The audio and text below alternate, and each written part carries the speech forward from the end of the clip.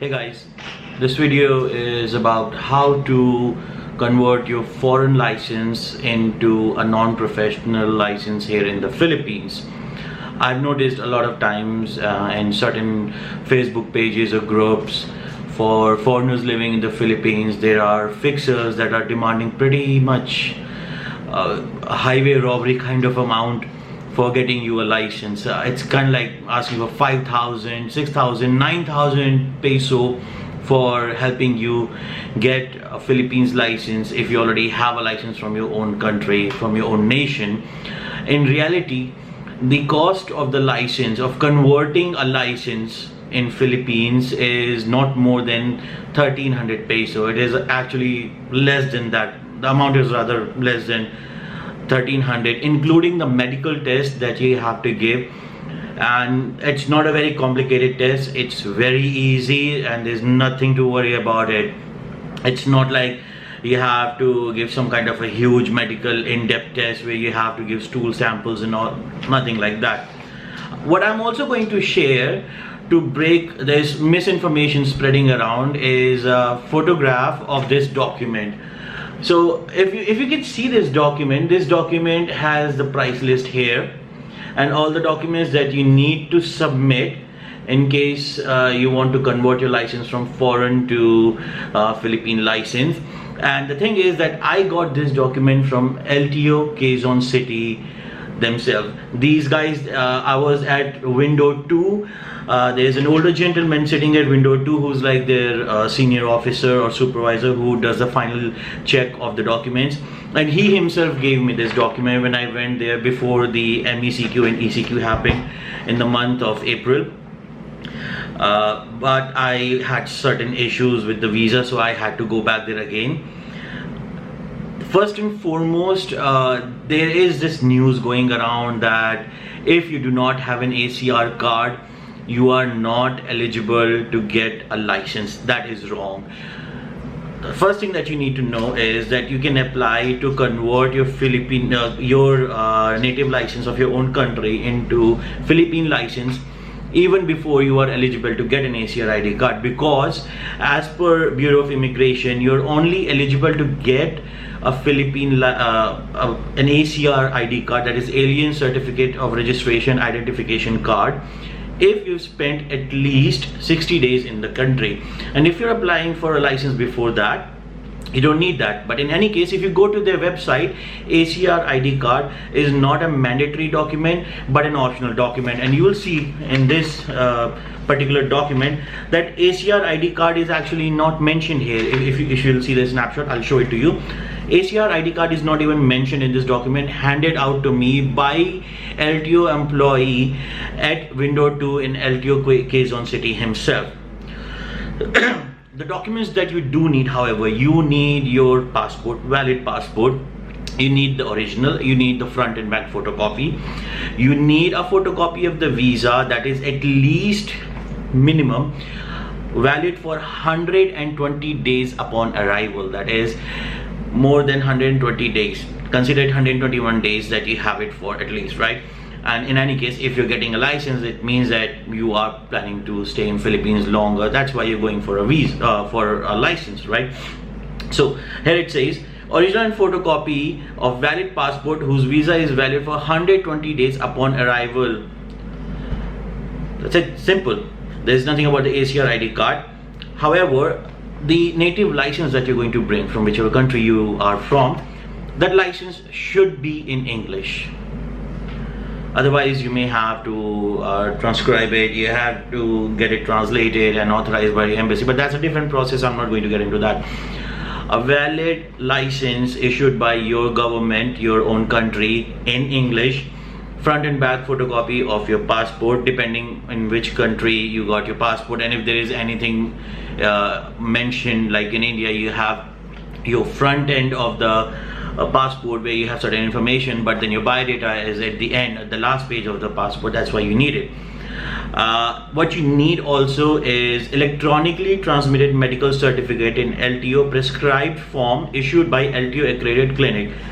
That is not very hard. So What you need to do first of all is make sure that you go in by 7 in the morning to LTO Quezon City, because as of right now that is the only LTO facility which is issuing license to foreigners. You go there, you go to window 2 or window 3 or window 1, one of the first 3 windows, because from window 4 onwards they're taking photographs, money and biometric data is being collected, right? So you go to one of these first 3 windows, they'll give you a form. You take that form, you fill up all your details. Once you fill up the details, you put all your documents together that you need to. You give it to the gentleman on window 3 or window 2, whichever one is open at that moment. They will assess all your documents. Give them your original as well. They'll check all your documents. Then they'll let you know that you have to take a medical.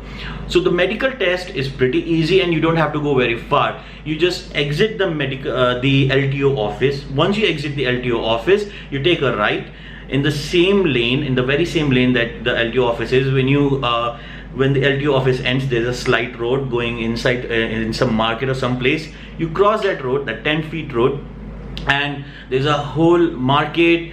There's a line of medical facilities that do test. I went to one that was on the first floor, and most probably the lady would already know, because the LTO guys, they provide prior information to these guys, so they're already expecting you.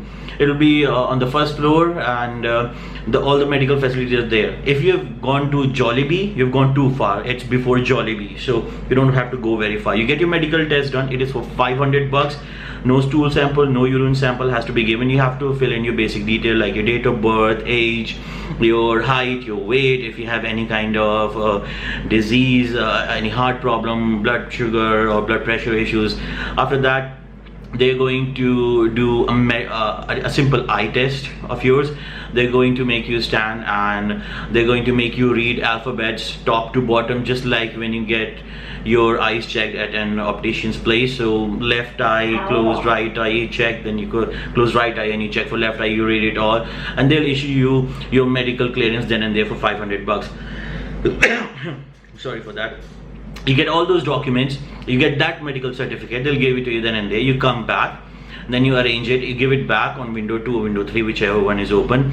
They'll check it all out, and if everything is fine, all the documents are all right, they'll return you your documents, and they'll give you a small slip, which I don't have right now because we gave it to them. And on that slip you have to pay 100 peso of fees. It's called application fee, which is mentioned in this very same document. You're gonna see the snapshot of this document at the very end. So you're gonna pay application fee of 100 peso. Once you've done that, you give it to the person at window 3. Then the person at window 3 again gives it to the person at window 2. They check it, and once they okay it, they'll ask you to register your biometric. It'll be on window 5 or 6. I'm guessing window 4 to 6 are all for biometric registration. The payments are done on window 9. So between window 4 and 6, they'll ask you for your biometric registration, as in your face, your fingerprints, and they'll take a digital signature. They have this soft touchpad kind of a device with a stylus. You have to sign on it. That'll register your signature. Once you've done that, they'll ask you to wait, or maybe they'll call you back immediately to window 3. Once they do, they'll give you another slip. You take that slip. That slip is issued for either 585 or 685, something like that, one or the other amount. And you have to take that slip, again go to window 9, you pay for it. Once you paid for it, you come back to window 2 and you tell them I've paid for it, and you give them your documents, and you give them the slip of the payment, because every time you pay, window 9 issues a receipt, and then you give it back to window 3 or 2. Once you have received the receipt for that amount of 685 or whatever, you give it to window 3. They'll tell you to wait. What they do, you go back, you sit, then they'll call you again. They'll take you to window 4 probably, and over there they'll take another confirmation, and they will finally issue you a temporary license and license application receipt. So here's where things have changed. Before, or rather say before pandemic, I believe you could get your license on the same day. as in once everything has been done, once your application has been processed and you made all the payments, you could get your license in near about 3 to 5 hours on the same day. All you had to do was wait.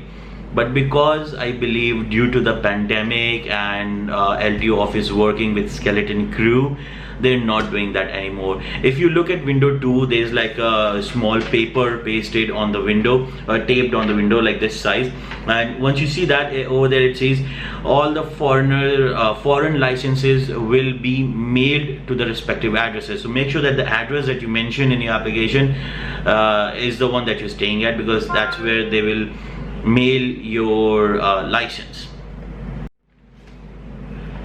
Once they have confirmed everything, they've processed your license application, they're going to provide you a receipt. It will probably be a 3-page receipt stapled together. Let me see if I can like this. So this is a 3-page receipt, and this one here, this stamp here, it says that this is valid as a temporary license, and you can use this until you get your permanent license at your home address.